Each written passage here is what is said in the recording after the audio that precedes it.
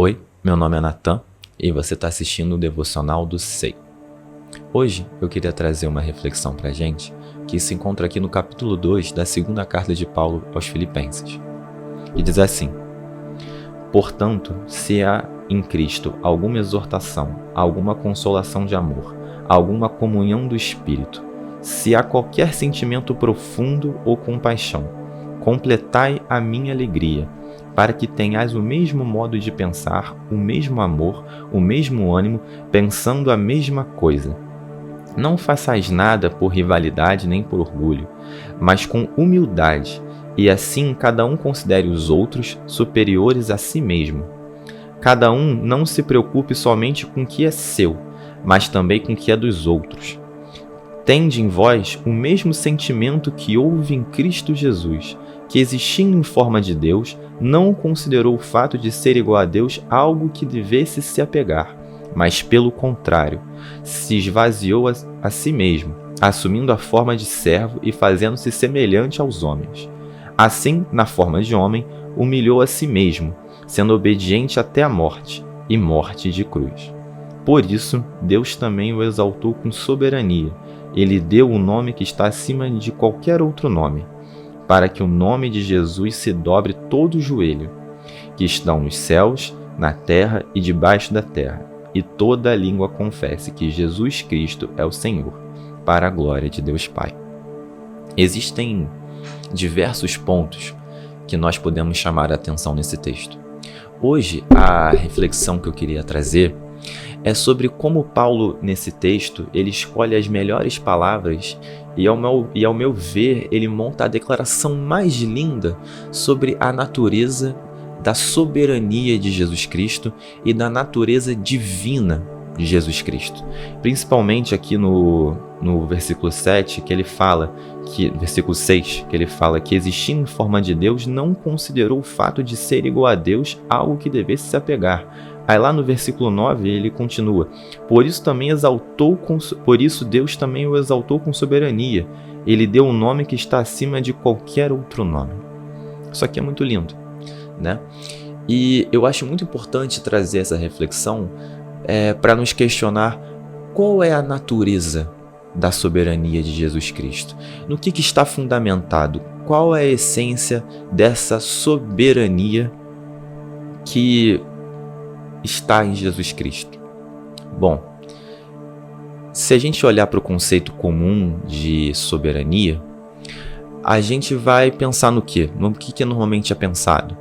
Numa pessoa que está numa posição de destaque, que está numa posição de poder, e essa pessoa, ela está destacada dos demais, controlando, governando. É uma pessoa diferente, que está acima dos outros. Agora, quando a gente olha para o conceito comum de soberania divina, de soberania de um Deus, a gente imagina esse conceito ainda maior, mais expandido.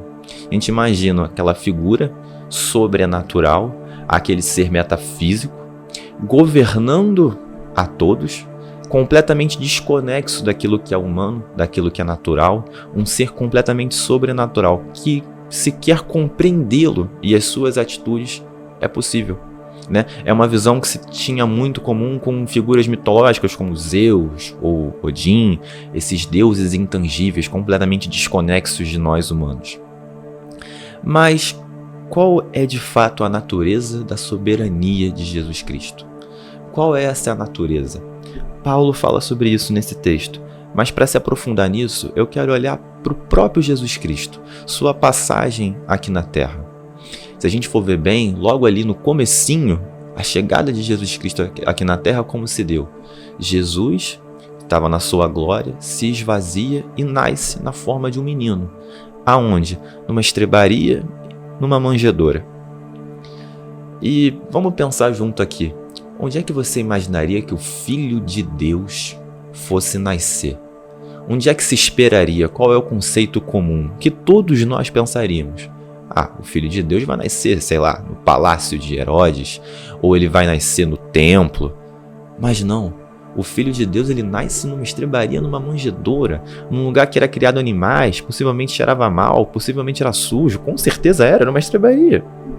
e numa espécie de curral, vamos botar assim. E que glória há nisso? Que glória há no Filho de Deus nascer num lugar tão ruim, num lugar tão, para ser leve, para ser um lugar simples. Que glória há nisso? E se você olha agora para a continuidade da vida de Jesus aqui, você não vai encontrar algo diferente disso.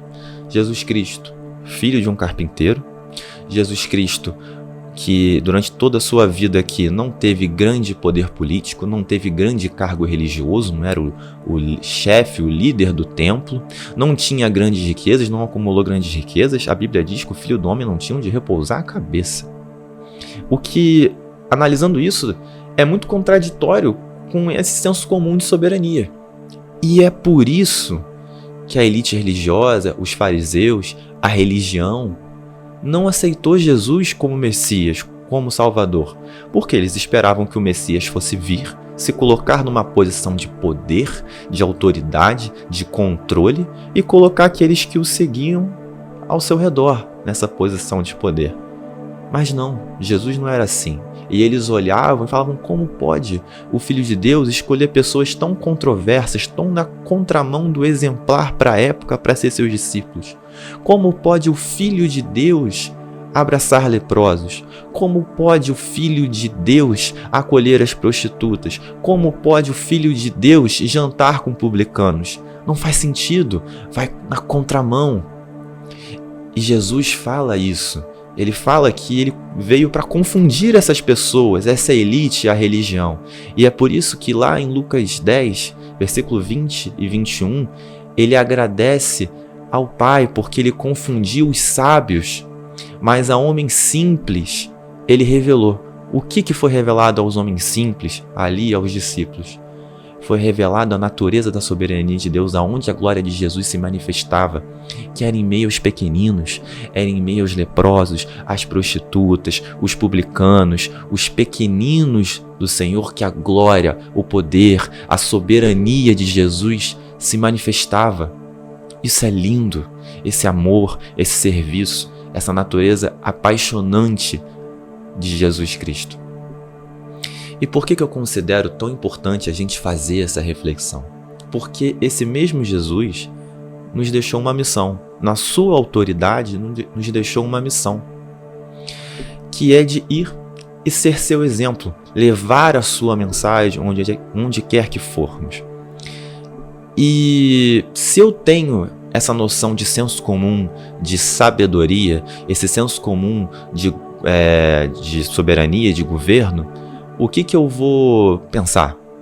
Eu vou pensar que eu tenho que pegar essa missão e usar as minhas glórias terrenas, os meus poderes terrenos para dobrar as pessoas, para impor a minha vontade, usar o meu cargo religioso, usar o meu cargo no trabalho, a minha autoridade familiar, para dobrar as pessoas, as minhas ideias, os meus valores. Onde quer que eu vá, eu tenho que levar essa dominação, esse controle, essa missão inquisitória de levar a palavra, de dobrar as pessoas.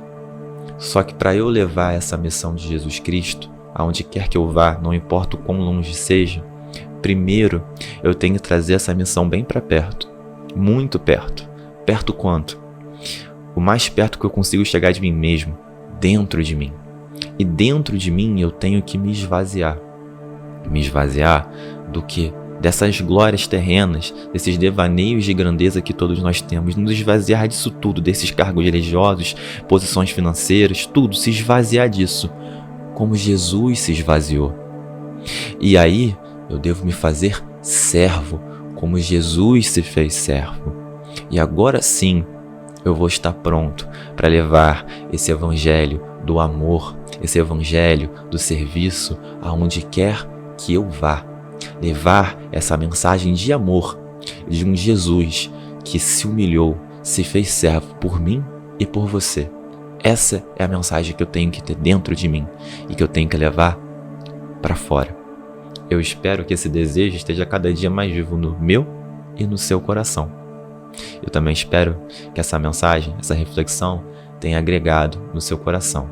Muito obrigado pela sua atenção e nos vemos num próximo devocional.